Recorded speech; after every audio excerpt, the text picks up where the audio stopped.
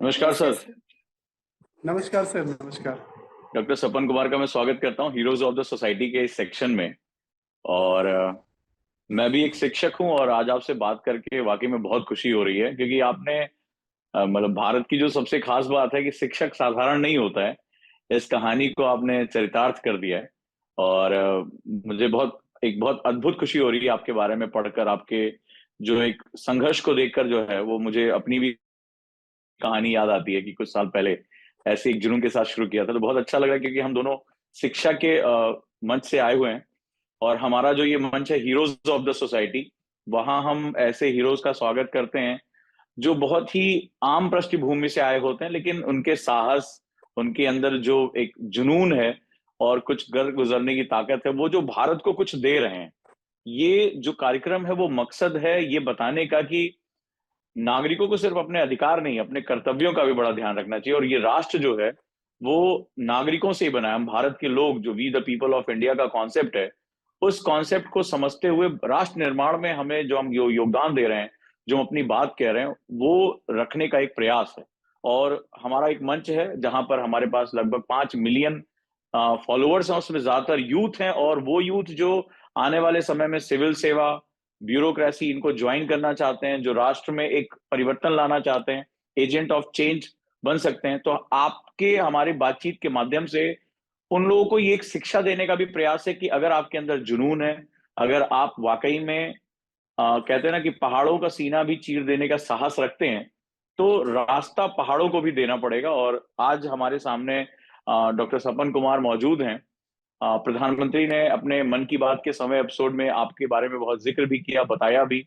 और जब आपकी स्टोरी पढ़ी तो वाकई में बहुत अद्भुत है। मतलब एक कहते हैं ना कि रास्ता ढूंढने की जो इंसानी प्रवृत्ति है कि नहीं, हम ढूंढ के रहेंगे चाहे जो हो जाए।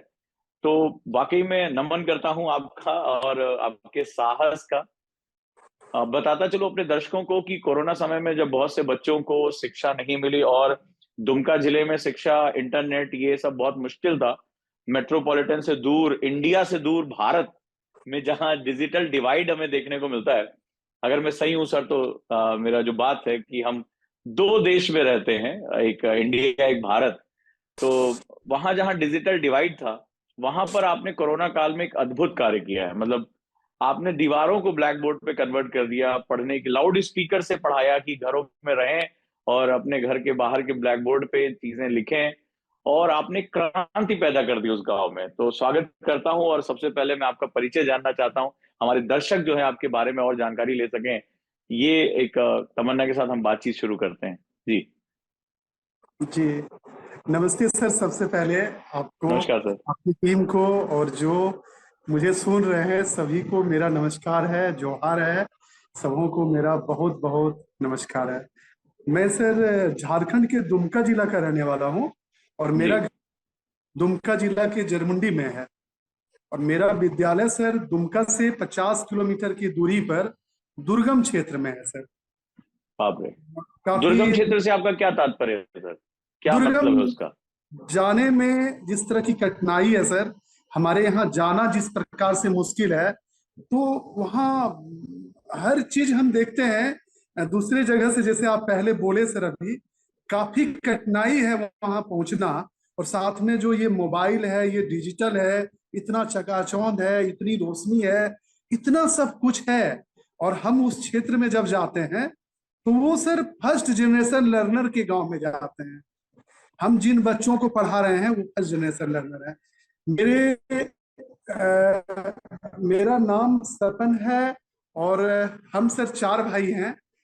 चार मेरा हम तीसरे हैं सर। और मुझे भी काफी कठिनाई से मैंने शिक्षा जी। हासिल की सर। मेरे हम छोटे थे सर, और उसी समय मेरे पिताजी का भी देहांत हो गया। और कठिनाई के बीच में शिक्षा को हासिल मैंने किया, और काफी अपने पिताजी के मित्र के घर में रह के मैंने पढ़ाई की है सर। और हम इस चीज को जीवन में महसूस किए हैं कि पढ़ाई का क्या मतलब, किस प्रकार से कोई पढ़ना चाहता है तो उसको कहाँ कहाँ दिक्कतें जी। होती है। जी सर। तो जब सर जीवन में कुछ चुनने का मौका आया तो मैंने शिक्षा के क्षेत्र को बिल्कुल। चुना सर। हम भी सर पिछड़ा ही बहुत परिवार से बिलोंग करते हैं, और शिक्षा यूज किया है, जिसको जिया, जिसको देखा है, उसी क्षेत्र में सर हम आए हैं। और मेरे विद्यालय का नाम सर उत्क्रमित मध्य विद्यालय डुमरथर है, जो कि जरमुंडी ब्लॉक में है। जी। और मेरी नियुक्ति 2015 में उस क्या विद्यालय बात। में हुई सर, पहली बार। तो ये शिक्षा के क्षेत्र में जब आप आए और आपके क्षेत्र में इतनी मुश्किलें हैं, आपने कहा कि वहां पे पहुंचना भी बहुत मुश्किल है, इंटरनेट फैसिलिटी, तो क्या हुआ कोरोना काल में ऐसा जहां पर हम आज जिस सपन कुमार जी से बात कर रहे हैं, जिस व्यक्तित्व से बात कर रहे हैं, वो टर्निंग पॉइंट कैसे आया, क्या चीज थी, वो घटना क्या थी? सर 2015 में मेरी नियुक्ति जब हुई वहां, और जैसे ही हम स्कूल के प्रांगण में गए, तो हम सर अवाक रह गए कि हम कहाँ आ गए। चारों स्कूल का भवन है सर वहाँ, हाँ उस समय, और अभी भी है। तो सर हम चारों तरफ देखते हैं तो स्कूल में टॉयलेट की फैसिलिटीज, या जो बच्चों के लिए सीटिंग का टेबल कुर्सी, या पीने के लिए समुचित सुविधा, या एक बाउंड्री वॉल, इस जमीन में, जिस हम झारखंड में रहते हैं सर, यहाँ सर ये हरियाली का प्रदेश है, लेकिन हम वो बंजर जमीन में पहुंचे सर, जहाँ मिट्टी में सर ये घास नहीं था।